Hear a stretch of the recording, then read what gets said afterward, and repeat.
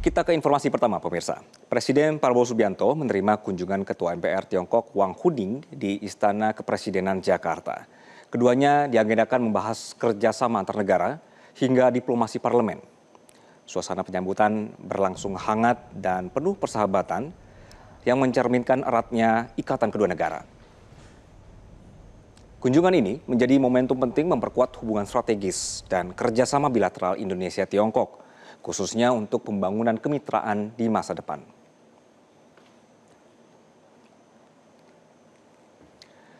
Kami mengajak Anda bergabung dengan Anwar Fuadi langsung dari Istana Negara Jakarta. Anwar Fuadi, bagaimana hasil pertemuan antara Presiden dan juga Ketua MPR Wang Huning?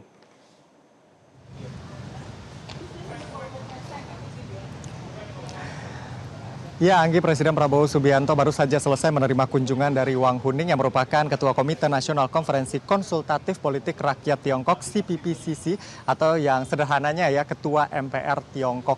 Dan tadi pertemuan sudah selesai sekitar pukul 1 siang. Nah, terkait dengan hasilnya begitu memang tidak ada keterangan resmi yang disampaikan oleh kedua negara baik itu dari pihak Tiongkok ataupun dari pihak Indonesia. Namun yang pasti pertemuan kali ini merupakan courtesy call begitu ya karena Wang Huning ini datang ke Indonesia lalu kemudian bertemu dengan Presiden Prabowo Subianto. Ini juga dalam rangka merayakan 75 tahun hubungan diplomatik yang sudah terjalin antara Indonesia dan Tiongkok, yang mana saat ini posisinya hubungan antara Indonesia dan Tiongkok sudah berada di level hubungan yang strategis dan juga komprehensif. Dan bagaimana kemudian ke depannya hubungan ini terus ditingkatkan untuk keuntungan dari kedua negara. Tetapi kalau kita mengutip dari rilis yang disampaikan oleh pihak istana sebelumnya, dikatakan bahwa kunjungan ini menjadi momentum penting untuk memperkuat hubungan strategis dan kerjasama bilateral antara Indonesia dan Tiongkok, khususnya di bidang diplomasi, parlemen, dan pembangunan kemitraan masa depan. Nah, kemitraan di masa depan yang dimaksud ini adalah kemitraan yang saling menguntungkan satu sama lain, yang sejalan dengan dua hal. Yang pertama adalah stabilitas kawasan, yang kedua berkaitan dengan kesejahteraan rakyat. Kalau kita lihat hubungan yang terjalin antara Indonesia dan Tiongkok selama ini memang di berbagai bidang begitu ya. Di antaranya adalah hubungan bilateral antara Indonesia dan Tiongkok ini sama-sama berada sebagai kekuatan di Global South dan juga sama-sama di multilateral, misalnya sama-sama bergabung dengan sejumlah organisasi dunia. Di antaranya terakhir adalah BRICS, di mana Indonesia dan Tiongkok menjadi anggota di sana dan juga punya kekuatan dan juga positioning yang sangat penting di kawasannya masing-masing. Lalu kemudian di bidang pertahanan dan keamanan, dikatakan juga oleh Menteri Pertahanan di era waktu itu dijabat oleh Presiden Prabowo Subianto, dikatakan bahwa Tiongkok ini merupakan kunci dalam memastikan perdamaian dan stabilitas kawasan begitu, dan tentunya posisi kedua negara di kawasan masing-masing ini sangat berpengaruh. Meskipun Indonesia memiliki kedekatan dengan Tiongkok, tetapi kembali lagi prinsip kita adalah non-blok, berkawan dengan siapapun. Lalu kemudian Presiden Prabowo Subianto juga mengatakan dalam berbagai kesempatan bahwa Indonesia ini juga belajar dalam hal pengentasan kemiskinan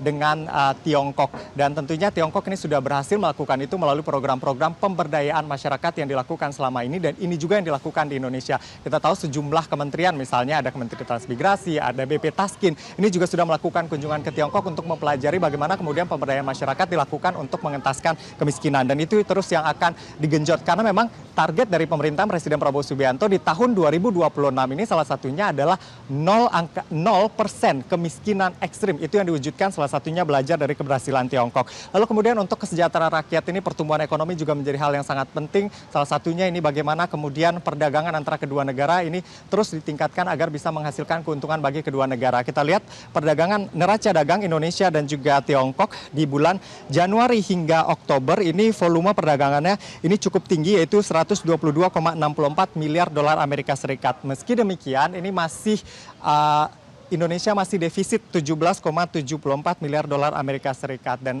sebagai mitra dagang terbesar Indonesia tentu kita berharap ke depannya bisa dilihat lagi komunitas apa saja yang bisa terus diekspor ke Tiongkok ini, sehingga paling tidak kalaupun tidak surplus bisa seimbang begitu neraca dagang antara Indonesia dan juga Tiongkok. Dan kerjasama inilah yang akan terus digenjot dan terus dibicarakan begitu ya di tingkat pemerintahan, dan tentunya keberadaan parlemen ini juga menjadi penting, sehingga pertemuan ini juga sangat relevan untuk meningkatkan kerjasama kedua negara. Lalu kemudian di bidang investasi ini juga sangat penting untuk membangun pertumbuhan ekonomi di Indonesia. Tiongkok ini investasinya di Indonesia kalau kita lihat sejak 2020 hingga semester pertama tahun 2025 jumlahnya sudah mencapai 578 triliun rupiah atau sekitar 35,3 miliar dolar Amerika Serikat. Investasi Tiongkok di Indonesia ini banyak khususnya di bidang misalnya EV atau baterai kendaraan listrik, lalu kemudian hilirisasi ini juga menjadi penting termasuk kereta cepat yang kemarin bermasalah. Intinya kita harapkan begitu ya kerjasama kedua negara bisa terus ditingkatkan, apalagi ini ada kerjasama yang sebelumnya disepakati terkait dengan pembangunan Giant Sea Wall. Ini juga menjadi penting begitu ya di tengah perubahan iklim saat ini. Giant Sea Wall ini juga menjadi proyek penting bagi Indonesia. Kita lihat nanti seperti apa ke depannya. Anggi, untuk sementara kembali ke studio. Anwar Fuadi melaporkan dari Istana Negara Jakarta. Terima kasih. Jelajahi cara baru mendapatkan informasi. Download Metro TV Extend sekarang.